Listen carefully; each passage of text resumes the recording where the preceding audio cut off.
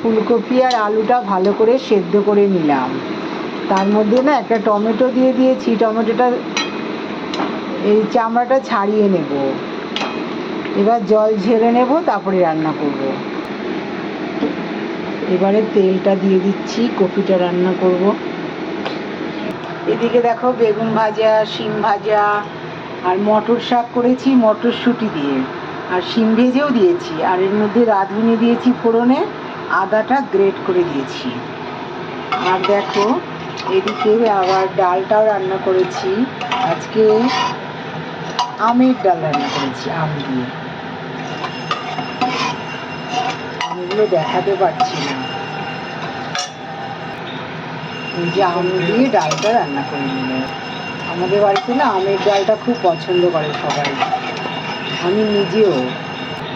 এক হাতে ফোনটা ধরে রেখেছি, ওই জন্য একটু অসুবিধা। আমরা আমের ডালটাই না খেতে খুবই পছন্দ করি। ঠিক আছে, এবারে কপিটা রান্না করব। আদা গ্রেট করে নিয়েছি, আর জিরের গুঁড়ো নিয়েছি, আর এর মধ্যে লঙ্কার গুঁড়োও আছে, কাশ্মীরি লঙ্কার গুঁড়ো। আর এর মধ্যে কিছুটা লঙ্কাও দিয়ে দিলাম। এবার তেলের মধ্যে না গোটা চিড়ে দিয়ে দিলাম ফোড়ন। এবার ফার্স্টে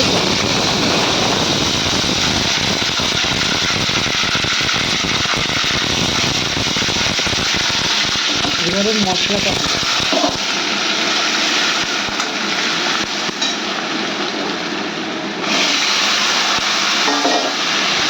আগে সেদ্ধ করে নিয়েছি, তারপরে জলটা ঝারিয়ে দিলাম।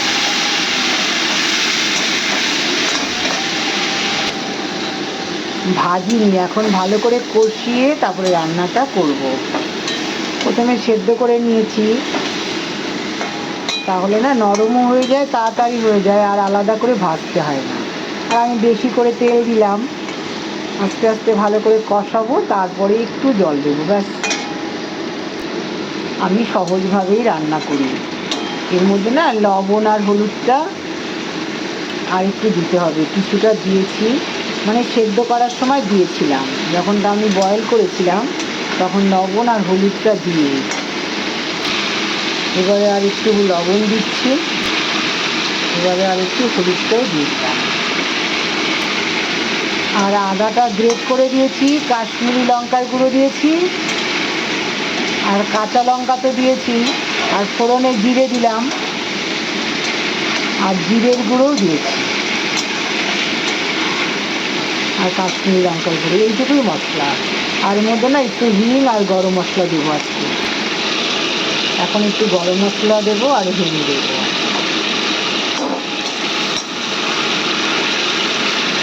একটু গরম মশলা দিয়ে দিলাম। এবারে না একটু হিং দিয়ে দেবো, দেখো হিং।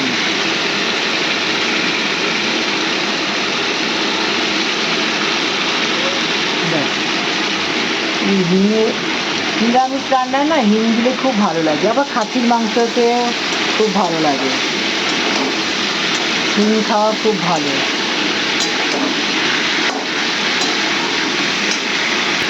হিংটা দিলে কি বলতো, সবজিটা তাড়াতাড়ি মজে যায়,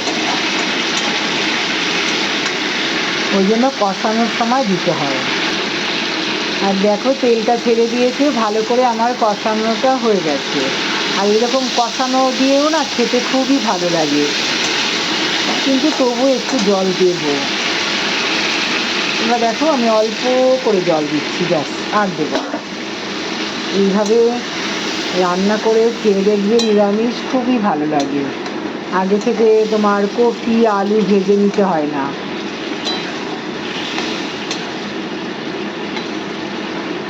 আর সব না একদম গলে গেছে, দেখো গলে, এতটাই গলে গেছে ভেঙে যাচ্ছে। তোমরা তো রান্না করতে পারো, তাও আমি একটু আমার মতন দেখালাম। শিক্ষার্থী রান্নাটা কেমন হয়েছে বলবে। আর আমার ফোনটা না একটু ডিস্টার্ব করছিল, আমার ফোনটা দোকানে নিয়ে গেছিলো তোমাদের দাদা ভাই, গিয়ে একটু ঠিক করে নিয়ে এসছে। এই জন্য আমি সবার পরিবারে দৌড়াতে পারছিলাম না, এখন ঠিক হয়ে গেছে। আর এই শাকটা খেতেও কিন্তু খুবই ভালো লাগে। আর দেখালামই তো, বেগুন ভাজা করেছি, ডাল করেছি, আর দেখালাম না নতুন করে ভাতটাও কি দেখাবো, যে ভাতও হয়ে গেছে। আজকে ভাতের মধ্যে আর কিছুই সেদ্ধ দেইনি।